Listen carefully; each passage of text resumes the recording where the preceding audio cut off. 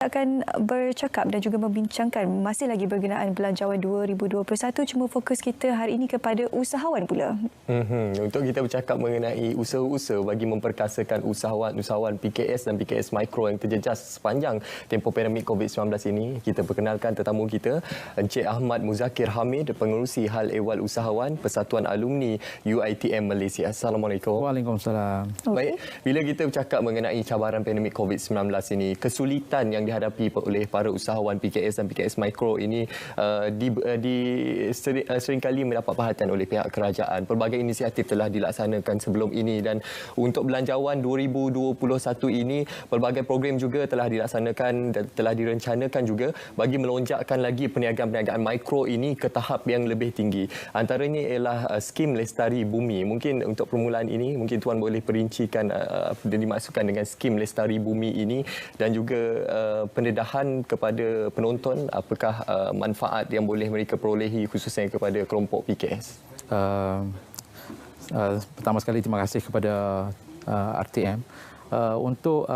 Alhamdulillah apabila Menteri Kewangan telah membentang belanjawan, ia memberi satu orang kata nafas yang cukup melegakan kepada kita usahawan, terutamanya usahawan mikro, kerana dalam bajet yang dibentangkan tadi itu adalah sebanyak 500 juta keseluruhan, dan antara yang terbesar adalah 300 jutanya adalah daripada skim Lestari Bumi.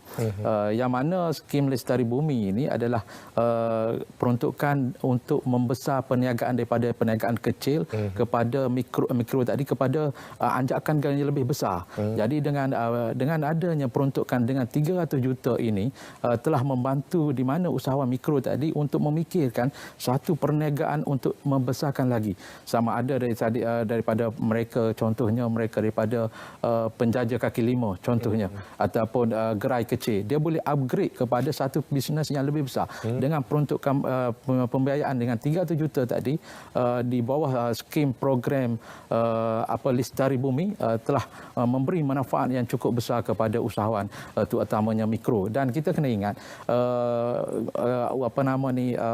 dari segi PKS terutamanya mikro telah menyumbang kepada sektor ekonomi negara yang dikategorikan sebagai tulang belakang.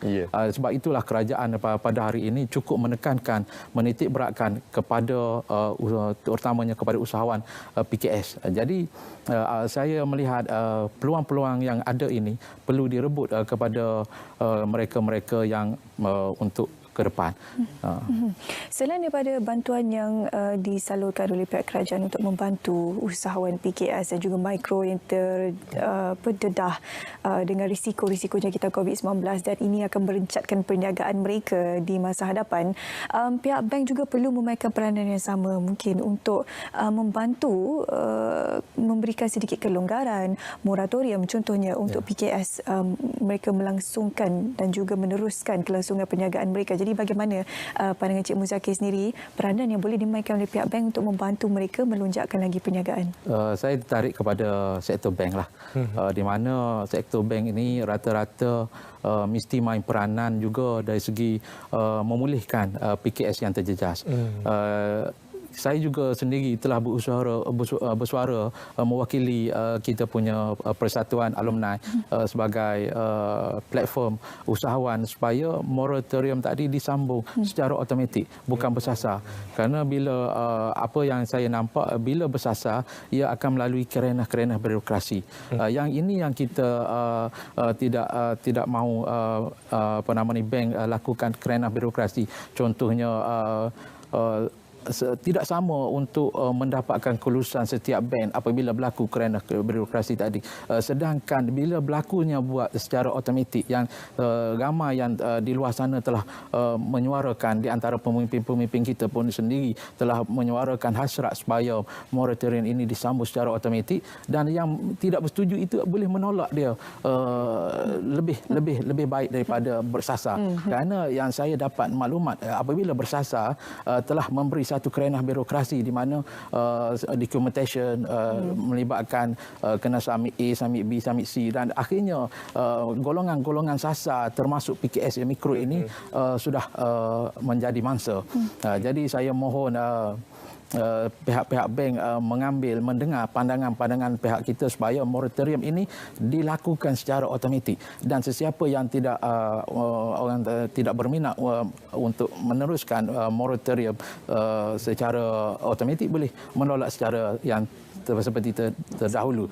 Dan begitu juga dengan bank. Saya mengharapkan untuk di masa COVID kepada usahawan-usahawan itu utamanya mikro memudah cara untuk permohonan. Di antaranya cuba mengabaikan sistem SIKRIS dan SITOS. Dan kalau jika kita mengambil kira SIKRIS dan SITOS, kemungkinan berlakunya bermula pada Mac pada tempoh hari, ramai yang usahawan-usahawan kita ataupun mikro yang tadi yang tidak dapat membayar plan penjadualan pembayaran itu dengan tepat. Maka ini memayahkan apabila bank mengambil kira dokumen seperti ini. Dan juga kita juga mengharapkan bank juga tidak mengambil kira bank statement sehingga 6 bulan. Kalau boleh 3 bulan, 2 bulan sudah mencukupi, kerana bukti perniagaan itu lebih penting daripada penyata kewangan. Itu permasalahan yang dihadapi oleh PKS di luar sana dalam mendepani cabaran COVID-19 ini.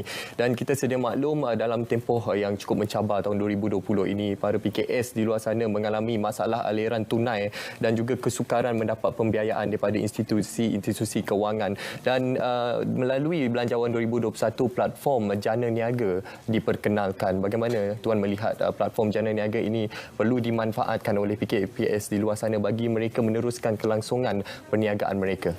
Alhamdulillah, yang diumumkan oleh Menteri Kewangan tadi telah menghela nafas nega kepada PKS. Antaranya program-program yang dicontohnya iTekad.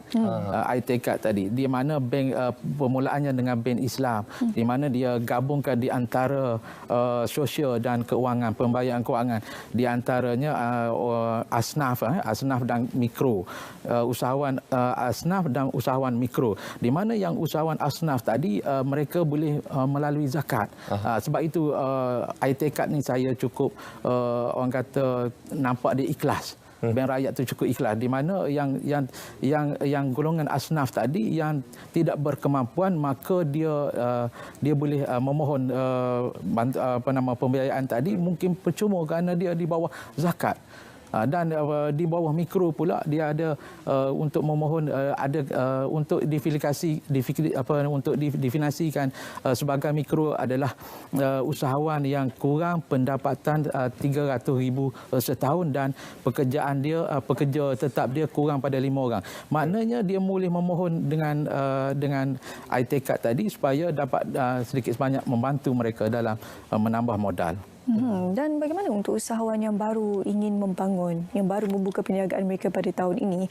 Bagaimana untuk mereka kekal berdaya saing dalam situasi pandemik COVID-19 ini? Kerana ramai yang sekarang ini terjejas kehilangan pekerjaan, jadi mereka membuka perniagaan yang baru untuk menjana pendapatan mereka. Jadi mungkin pandangan daripada Cik Musakir sendiri untuk mereka memanfaatkan peruntukan di bawah belanjawan ini untuk memulakan perniagaan mereka dan juga merancangkan lagi struktur ekonomi Malaysia. Itu saya katakan bank tadi, contohnya bank lah. Bank mesti mengetepikan syarat utama, sebab yang diberhentikan kerja, dia katakan dia berhenti kerja bulan 4, bulan 5. Dia baru menceburi dalam berniaga. Dia ada SSM. Jadi bank statement dia sudah belum ada lagi. Penyata kewangan belum ada lagi. Bagaimana untuk diambil kira benda-benda macam ini? Jadi saya melihat bank tadi perlu memberi kelonggaran syarat. Bukan sahaja bank, agensi-agensi kerajaan juga termasuk Tekun, termasuk MARA, memberi kelonggaran di mana status penyata kewangan 6 bulan tadi mesti dikaji balik supaya golongan-golongan yang baru berniaga tadi boleh bangkit dari segi kewangan. Dahlah mungkin dia ada berhenti kerja, mungkin modal yang cukup terhad di simpanan, tetapi bila kena balik PKP B, semestinya pendapatan yang asalnya boleh meningkat dah turun kepada mungkin 80%. Sekarang hanya 20% jualan. Kita lihat dari segi kalau bidang F&B lah, kita ambil restoran. Restoran hanya boleh beroperasi masa PKP hanya pukul 10 sehingga 10 malam dan terhad kepada satu meja 2 orang. Dan bagaimana kalau kita melihat dari segi pelanggan-pelanggan yang akan masuk, dan sudah tentu kita melihat penurunan kepada kemungkinan satu-satu tu restoran mungkin lebih pada 60% penurunan dari segi pendapatan. Dan yang ini kita mesti kerajaan dengan yang bantuan yang diumumkan kerajaan, alhamdulillah telah membantu, walaupun ia bukan satu grant tetapi ia adalah satu pembiayaan yang boleh dimohon oleh usahawan terutamanya usahawan mikro. Baik, satu lagi aspek yang disebut dalam Belanjawan 2021 oleh Yang Berhormat Menteri Kewangan ialah platform peer-to-peer atau P2P bukanlah satu perkara yang baru. Namun pendedahannya belum cukup meluas dalam kalangan usahawan-usahawan PKS. Mungkin Tuan sendiri pandangan dari segi platform peer-to-peer ini dalam membantu usahawan dan juga manfaat pembiayaannya dalam perniagaan. Ya, saya P2P ini saya melihat Menteri Kewangan memberi bajet yang besar sebanyak 50 juta, tetapi aplikasi dia belum lagi meluas di negara kita, walaupun ia telah dilancar oleh SC Suruhanjaya Security pada sekitar satu ketika dahulu. Tetapi saya melihat negara jiran kita Indonesia telah meluas menggunakan platform ini. Jadi saya melihat platform-platform inilah yang dapat memudahkan sedikit dari segi pinjaman daripada bank bertukar kepada pembiayaan yang P2P ini. Dan saya mengharapkan usahawan-usahawan tu banyak membaca maklumat, mengambil maklumat untuk lebih kepada mana-mana bantuan. Satu lagi aspek bila kita bercakap berkenaan dengan perniagaan ini adalah e-perdagangan, e-dagang. Di bawah Belanjawan 2021 sebanyak peruntukan sebanyak 150 juta ringgit akan diperuntukkan untuk program latihan bantuan penjualan serta peralatan digital. Peralatan digital ni paling mudahnya kena ada telefon pintar sekurang-kurangnya. Tapi kalau untuk perniagaan lebih besar mungkin memerlukan satu set komputer, riba dan sebagainya. Jadi jumlah 150 juta ini untuk membantu usahawan PKS yang ingin memulakan perniagaan mereka dalam e-dagang. Adakah ini satu amount yang signifikan? Pada permulaan dia satu peruntukan yang bagus, sebab kita tahu kerajaan akan tambah dari masa ke semasa. Kita mengharapkan itu juga, sebab kita lihat walaupun kita bajet diumumkan, kemungkinan selepas ini ada bantuan lagi. Kita kena ingat sebelum bajet dibentangkan, pelbagai bantuan yang kerajaan hulu kepada PKS, dan saya tahu, saya mungkin berpendapat 150 juta ini permulaan, dan kena ingat pendigitaan untuk kita orang bisnes usahawan semestinya platform yang terbaik pada masa ini. Betul. Dia secara online. Cuma di antara platform ini bukan manfaat kepada peniaga sahaja, kepada pengeluar, dia rantaian pada pemborong, selepas itu dia turun kepada last kali kepada pembeli. Jadi pendigital ini cukup penting kepada platform-platform yang usahawan tadi, termasuklah usahawan mikro. Cuma fasarana dia kemungkinan kita mungkin boleh luaskan kepada kampung-kampung, kerana kampung-kampung tadi sukar dari segi coverage dia kan. Kadang-kadang coverage dia, kalau saya di Kelantan contohnya, bila saya balik kampung, ada satu kampung tu yang kampung saya sendirilah, rumah kan, kadang-kadang tak ada line yang kuat. Bagaimana untuk mereka pasarkan produk-produk kampung, sedangkan inilah platform yang di masa ini, di masa COVID-19. Dan jadi platform-platform ini harus di kerajaan, sebab itu kerajaan memberi satu peruntukan yang besar supaya platform ini dapat menjadi satu gudang yang besar secara online. Bercakap mengenai pendigitalan itu tadi, kerajaan telah memperuntukkan 500 juta ringgit di bawah Belanjawan 2021 untuk pembangunan jalinan digital negara negara ataupun jendela. Bagi pandangan Tuan sendiri, bagaimana para usahawan di luar sana perlu memanfaatkan segala ruang, platform dan kemudahan digitalisasi di bawah platform-platform kerajaan ini untuk mereka kekal relevan, berdaya saing dalam arus globalisasi dan juga arus digitalisasi sekarang ini untuk mereka meningkatkan lagi persaingan mereka dan juga memasarkan produk mereka dengan lebih hebat lagi. Dalam bidang new normal ni, kita semestinya kena belajar, usahawan-usahawan kecil ni mesti kena belajar satu benda yang baru. Dan semestinya dalam penjiditalan orang kata e-dagang lah. Dalam bidang e-dagang ini adalah satu benda yang orang kata permulaannya sulit. Sebab susah kan, kadang kita orang kampung kadang-kadang kena kalau kata PKS asalnya dari kampung yang tidak ada pelajaran contohnya. Untuk mempelajari sesuatu yang baru ini memang sukar. Tetapi kena ingat yang sukar itu adalah untuk menjamin kejayaan yang di masa COVID ini. Dan sebab itu kerajaan telah memperuntukkan satu nilai yang besar kerana dia tahu adalah platform yang terbaik bukan sahaja kepada usahawan, kepada sistem pembelajaran sendiri pun secara online. Kalau kita tengok anak kita di rumah pun yang belajar online. Begitulah yang dilakukan oleh kerajaan untuk bajet yang cukup besar supaya peniaga-peniaga tadi boleh manfaat di dalam e-commerce tadi. Dalam bidang-bidang inilah yang kita perlu manfaat dan mengambil peluang untuk mempelajari. Bukan sahaja belajar di rumah, kita juga kerajaan juga menyediakan kemudahan-kemudahan kursus dan sebagainya. Apabila kita menggalakkan usahawan untuk beralih ke dunia digital, ke alam maya, bagaimana kos penyelenggaraan mereka untuk memulakan perniagaan ini ataupun untuk meneruskan perniagaan mereka ini? Sebab saya difahamkan Cik Muzakir juga sebenarnya merupakan salah seorang usahawan. Jadi mungkin lebih tepat untuk kita bertanyakan soalan ini pada Cik Muzakir.